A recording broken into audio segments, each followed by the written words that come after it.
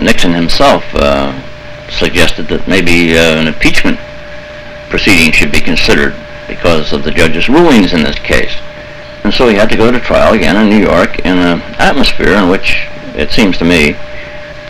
prospective jurors had already been warned of what fate was in store for them unless they went along with the prosecution's case.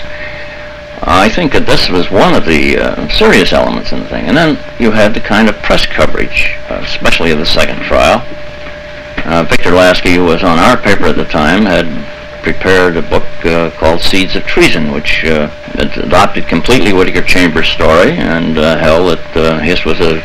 essence, a traitor, a spy, and he was now being tried for perjury simply because the statute of limitations prevented him from being tried for anything more serious. Well, Lasky was assigned to cover the trial. Now,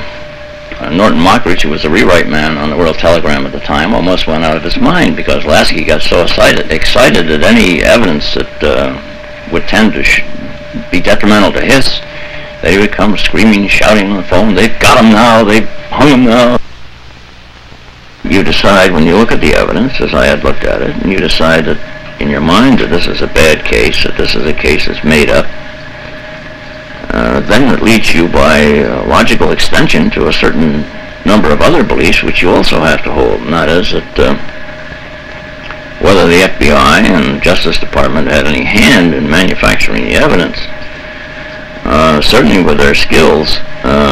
they must have been aware of what was going on. Today, of course, you have an entirely different climate, in the climate of Watergate, when we've had official burglaries committed across the land, when psychiatrists' offices and lawyers' offices have been broken into, and you have a record in a number of trials now where the Justice Department has not hesitated, it seems to me, to manufacture evidence, to present to juries psychotic individuals as reliable, even though they know that the stories they originally told are not the stories that they're going to tell on the stand under oath. The credibility of the government and the credibility of the Justice Department has become seriously undermined. And to my mind, his case was the watershed case in between what I sometimes call our era of innocence and the era of unbridled power, which is what we're in today.